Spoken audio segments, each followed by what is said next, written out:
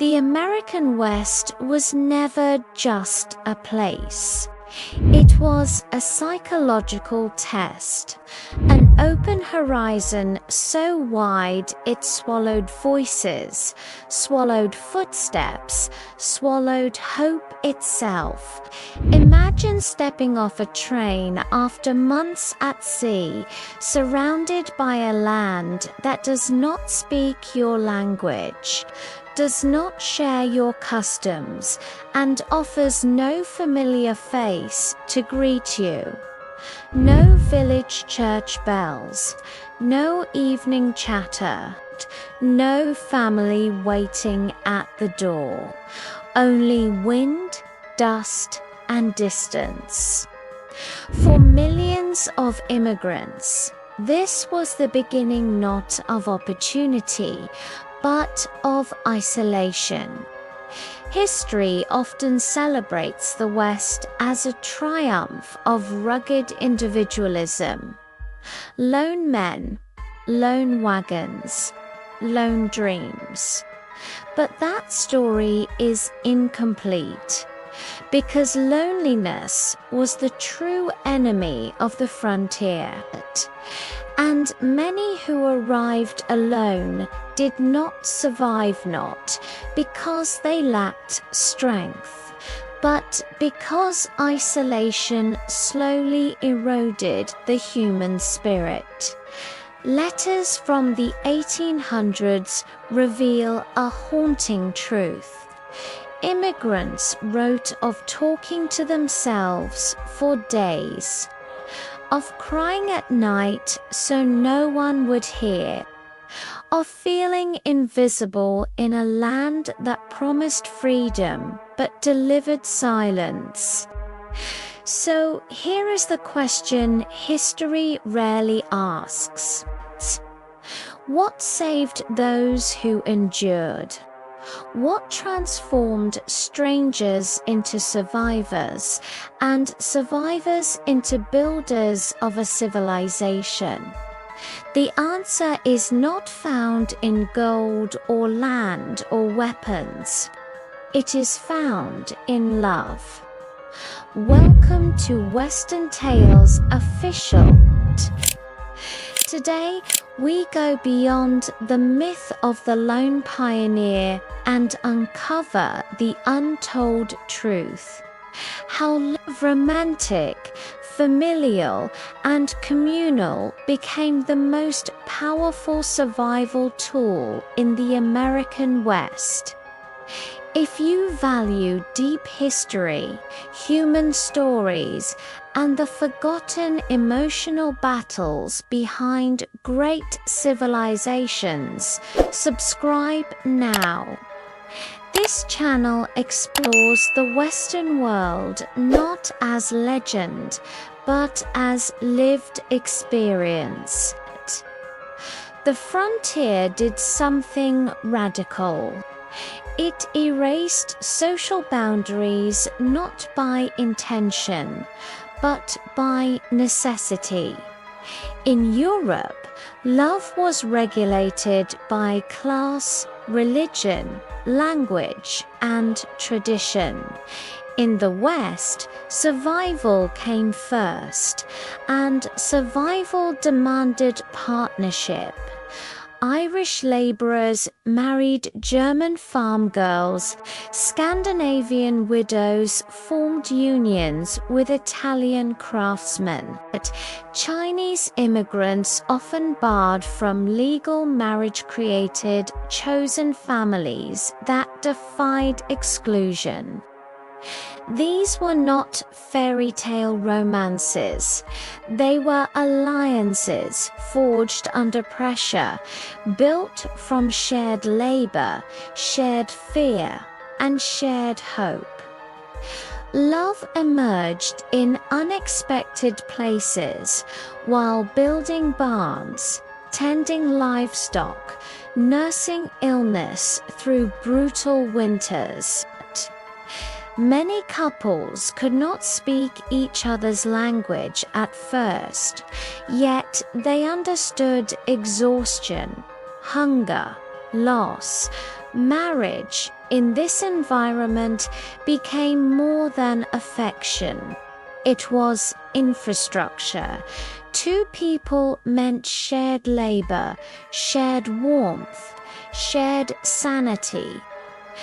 Diaries reveal relationships that began as necessity and grew into devotion.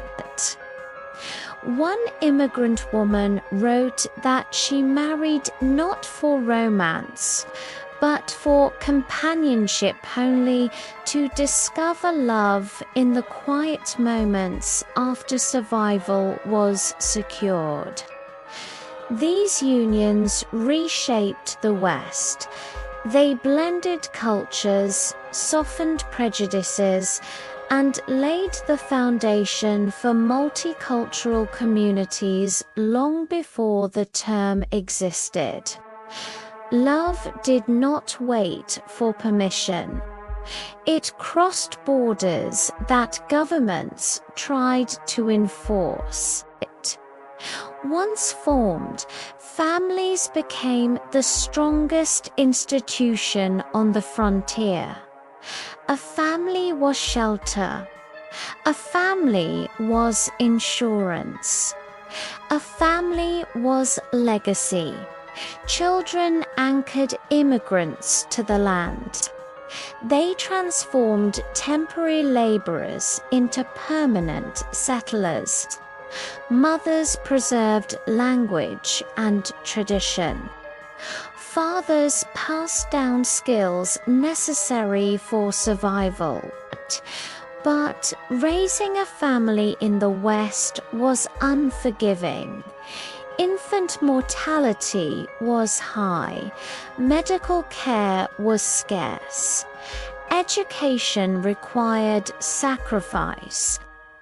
Yet families persisted because isolation was worse than hardship. Intergenerational households became common. Grandparents cared for children while parents worked. Older siblings became providers early. Love was practical, not sentimental. Family bonds stabilize entire regions. Towns with strong family networks survived droughts, recessions, and violence better than transient settlements. Love created continuity in a land defined by uncertainty. This was not soft love, it was disciplined love. Love that woke before dawn. Love that endured loss without collapsing. Love that built something meant to outlive the individual. When blood family was absent, community filled the gap. Immigrants formed mutual aid societies. Churches doubled as food banks. Neighbors rebuilt homes after fires without being asked. These were not acts of charity, they were acts of collective survival. Loneliness was recognized as a threat. Communities responded by creating ritual, shared meals, festivals, storytelling nights. These moments restored identity and dignity.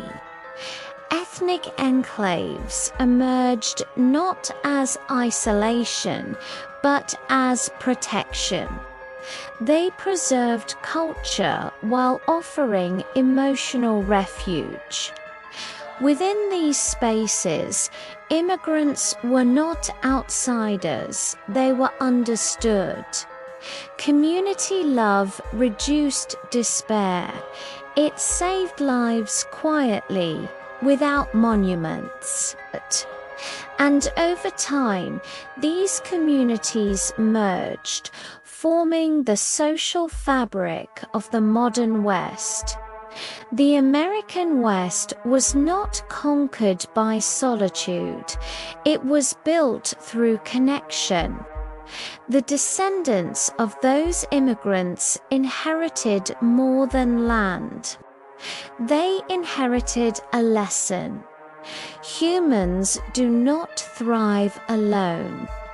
Today, loneliness has returned, this time in digital form. Vast networks, little connection.